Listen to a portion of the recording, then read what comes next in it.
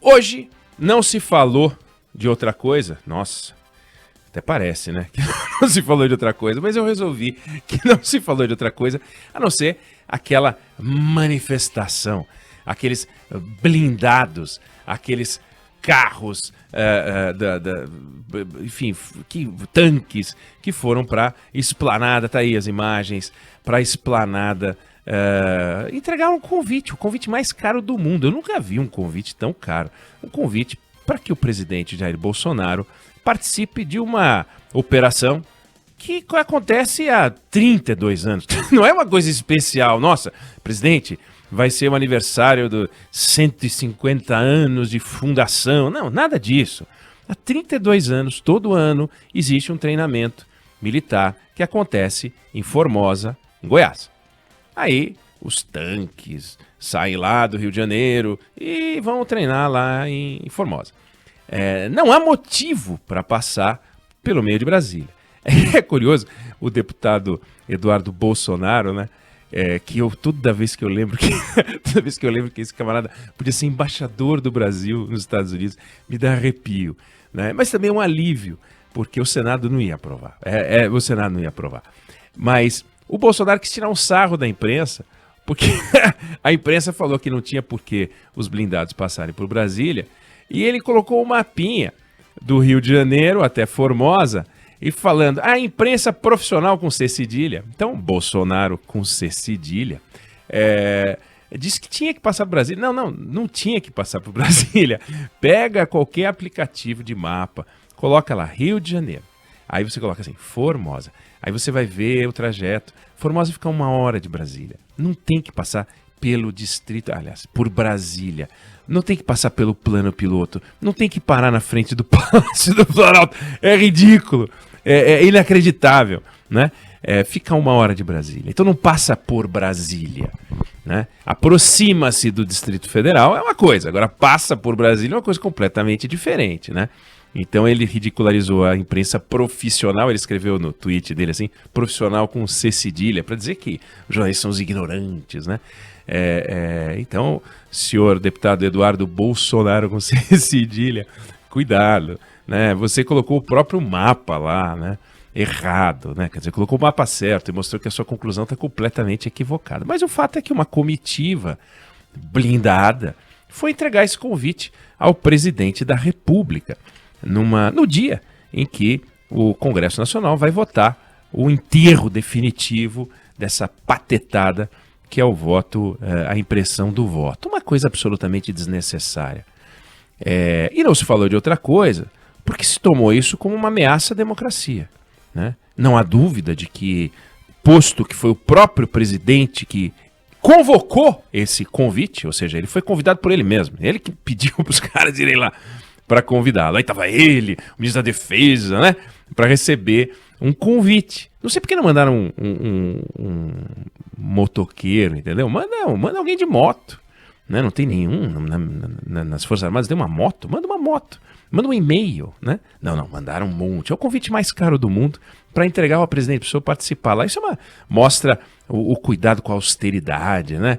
Com respeito ao orçamento geral da União. Mas o fato é que não se falou de outra coisa, porque, obviamente, isso demonstra o apreço, né? O cuidado que o presidente Jair Bolsonaro tem com o compromisso com a democracia, né?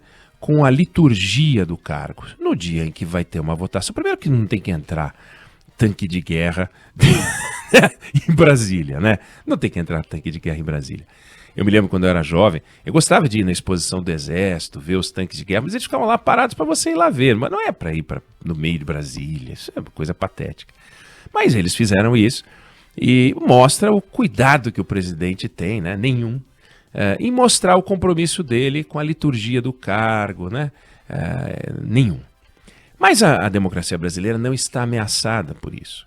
O que pode estar ameaçado é a possibilidade do presidente se reeleger. Então, hoje, no dia de hoje, dia 10 de agosto de 2021, o presidente Jair Bolsonaro larga a presidência da República para assumir de vez a candidatura para 2022. É disso que se trata. Ele ontem entregou uma pagelança, uma pedalada, que é o projeto dele de ampliação do Bolsa Família. Não há espaço no orçamento para ampliar o Bolsa Família. E para ampliar o Bolsa Família, o presidente da República, ele resolveu que tem que dar um calote na dívida de uma série de pessoas. Pessoas que ganharam na justiça o direito de, num país sério, isso é pago, mas no Brasil o presidente resolveu que isso não é sério, né? O Paulo Guedes, que até outro dia comportava-se como um liberal, assumiu de vez que para ele o compromisso com o contrato, que se dane, ele reescreve o contrato. Eu compro o contrato, como? Reescrevendo os contratos. Eu vou lá e reescrevo o contrato do jeito que eu quiser. Então, eles estão criando uma pedalada, uma dilmice, para poder enfiar o Bolsa Família para mais gente num valor maior. Os mais pobres merecem proteção, os mais pobres precisam de proteção. Agora, criar proteção com base em calote é pedalada.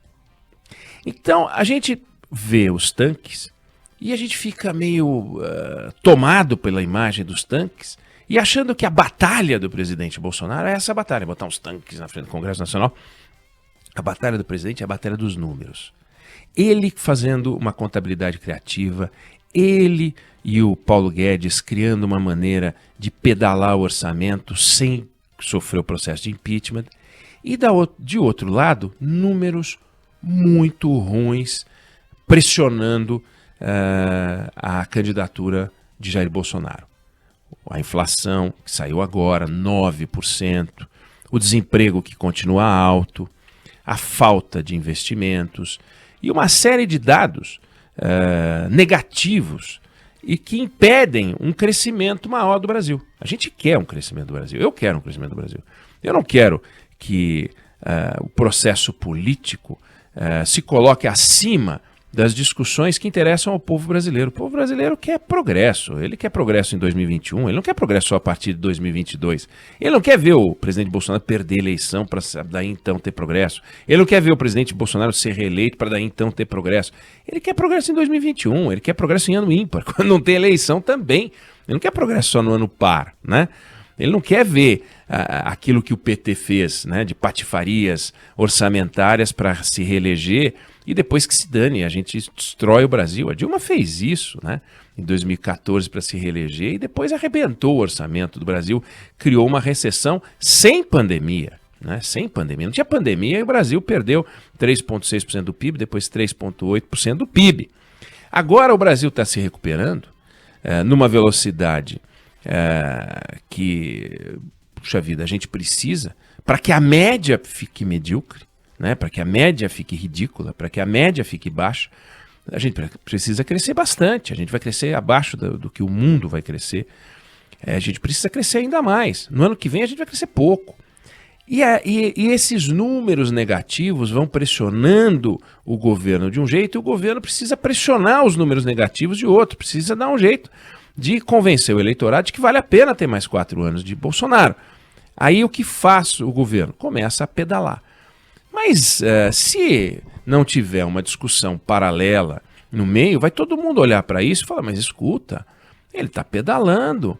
Essa proposta de mudança de nome do Bolsa Família, porque é o Bolsa Família, né? O mais gordo, mais vitaminado, mas é o Bolsa Família. Essa proposta do Bolsa Família, que aliás foi mandada para o Congresso sem número, tamanha a vergonha do governo, né? Porque estão ainda discutindo como é que vão arrumar dinheiro. Não tem dinheiro. E eles falam que é para agora, mas é para novembro, é que precisa de 120 dias para o Congresso aprovar. Esse ano são 2 meses, até a eleição do ano que vem mais 10, então eles precisam de 1 ano de financiamento disso aí. E esse financiamento só se dará com calote. Sem calote não tem jeito de financiar. O Supremo já discutiu o calote e foi contra. Então tem uma questão complicada para o governo. E tem esses números que estão saindo. O número da inflação é direto no bolso dos mais pobres. Os mais pobres que estão esperando uma resposta do governo, a resposta do governo que eles estão recebendo é uma resposta de coloque a mão no bolso e arrume dinheiro onde você não tem para pagar o dobro pelo ovo, para pagar muito mais pela carne. Que carne? Não dá para comprar carne. Tudo subindo. a energia pressionando, o governo trocou o presidente da Petrobras, continua a ter a mesma discussão sobre o preço do petróleo, que mostra que não é uma questão de quem comanda, mas a lógica de funcionamento do sistema, que está além da capacidade e da possibilidade de interferência do presidente. E essa pedalada do presidente, a criação de um fundo lastreado com valores que você não pode considerar que vão se manter no tempo para bancar o Bolsa Família. Privatização, que vai acontecer uma, duas, né? Se é que vai acontecer, porque o Paulo Guedes não consegue privatizar um carrinho de sorvete. Você vai ter o lucro das estatais, que você não pode garantir que as estatais vão dar lucro. Depende do mercado. Então, lucro das estatais, privatização das estatais e o calote, esses são os fundos, são os valores que vão lastrear uma despesa regular dos mais pobres. Os mais pobres não podem depender desses números. Aí esses números não vão ser alcançados, vai ter que fazer um aporte orçamentário, porque uma vez que você coloca um monte de gente para receber dinheiro, você tem que pagar as pessoas. Ele anuncia e diz que o compromisso dele é um aumento de 50%. É uma irresponsabilidade absoluta, só que ele fica no mundo das palavras, no papel ele não põe. E é assim que a gente está vendo ser construído mais um exemplo de pedalada. Então, de um lado, números horrorosos, que vão saindo, números negativos, números preocupantes. De outro, essa tentativa da contabilidade criativa por parte do governo, bem é o exemplo do que fez o PT. Esse é o confronto que interessa. É a frase economia, estúpido, que é o que resolve a eleição por um marqueteiro americano, né? É o que resolve a eleição, é a economia.